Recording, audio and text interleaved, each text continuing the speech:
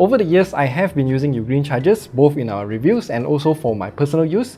And now, Ugreen has sent us even more charger and we have the complete catalog of all chargers that they have.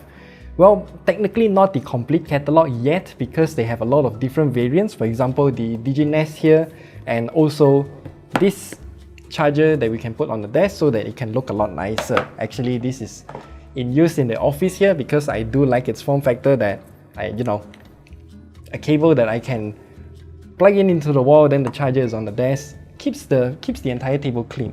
But anyway, we do have all of these chargers on the table right here.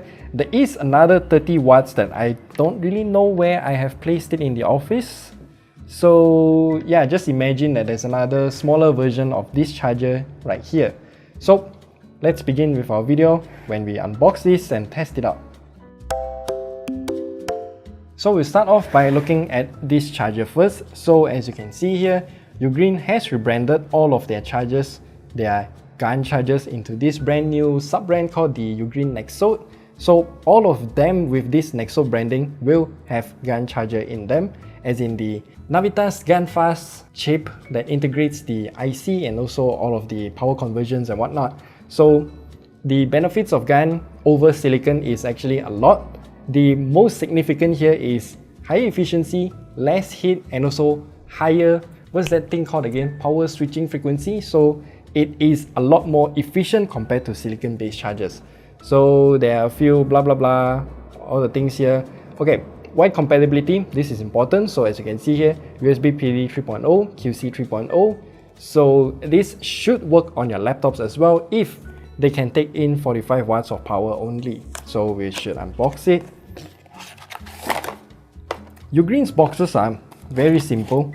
So inside the box, what we get here is a bunch of documentation inside, which I will need to touch actually, because we need to look at the power distribution of each of the chargers. So the form factor of this charger is like the 30 watts one. Actually, the 30 watts version, you can watch our previous video where we talk about Ugreen chargers as well. It's just slightly smaller than this, and it also has these folding prongs, which is excellent for traveling. And for the 45 watts version, we have 2 ports instead. So focus. As you can see here, we got USB-C 1, USB-C 2. So the power distribution is a bit weird on this charger. So it just says both C1 and C2 are capable of outputting 45 watts maximum, but that is only if we plug in a single cable. I don't know what's the maximum power if we plug in 2 cables. That's okay because I have a wattmeter cable here. So I really like this design. Flip it out, then we can plug it in directly. Now what we're gonna use for testing is this laptop here, and also let's just say ROG Phone 7, why not, right? So what I'm gonna do is to plug in this blank cable to the ROG Phone 7. There we go. And then I'm gonna plug in wattmeter cable to the laptop instead. Oop. There we go. And yeah, as we can see here, the maximum output of this 45 watts charger between the 2 ports is actually 20 and 25 watts. So I guess that's okay. It's quite an even split, I would say. So let's proceed to the next charger here. This one is the 65 watts travel charger. I call it travel charger because it also has that folding prong. Excellent job there, Ugreen. So the unboxing experience is kind of different here. So I need to take the knife. Surprisingly, this box is in white color while all the other chargers is in black color. Not sure why. So maybe it's gonna be updated later. Let's unbox this charger. The features are about the same as well. So this is also GAN powered, 65 watts in total. And we'll leave all of that for later. And then this is the charger itself.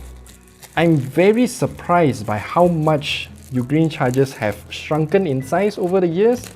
I remember when I first started using Ugreen chargers, I had the 65 watts one, which is shaped like this. It's humongous, and now they managed to shrink it to this form factor only. And as you can see here, triple ports, C1, C2, and then you got a USB type A port. This is actually real good. So same prong system, flip it out. And then the power split is as shown on this piece of paper here. So as you can see there, the power splitting I would say is pretty okay. Also kind of similar to the other one that we have, the 30 watts. So it is very obvious that the C1 port will be taking priority. So since it is such a high power, I will be plugging the watt meter to that because that will be plugged into our laptop. C2. As for USB type A, I'm not gonna use it for now. So we'll plug it in, and then I just show two things on the camera here. Turn it on. Aha, it should be charging right away. There we go, and this cable turned on. So as you can see here, it is taking in quite a high power. If I turn on a game on this laptop, then it will take in even more power. So let's just do that. Now, because the refresh rate of this watt meter cable is not that high, it will appear like this on the camera, but through my eyes, it's taking about 30 watts, which is, well, real good as expected. So this is the Ugreen 100 watt GaN charger. Unfortunately, I don't have the box with me because I've been using this charger for the past 1-2 years. I can't really remember. This charger had been really reliable to me. And yeah, Ugreen sent us the EU two-prong plug version, but that's okay because UK can still use it. I mean, as in UK plugs, because Malaysia here is using UK plugs. We can still plug it in and we can use it as is. So this is gonna be a quick one because this charger has been so good to me that yeah, I'm just really liking Ugreen's charger overall. Since we are plugging in two things, then the power will be split between the two ports, and 65 watts will be on C1 and then the remaining will be on C2. So this charger is excellent if you're gonna use it to charge between these two devices, especially if you're gonna have a laptop in the equation. So the first thing that I'm gonna show you is this logo here. If it doesn't have an exclamation mark, that means it is charging in full speed and it will get the highest performance possible. And as you can hear from the fan here, I'm actually running Genshin Impact at the lowest graphical settings for this laptop, and it is taking in about 35-36 watts, and that is because the battery is already fully charged, so it won't take in 65 watts in total.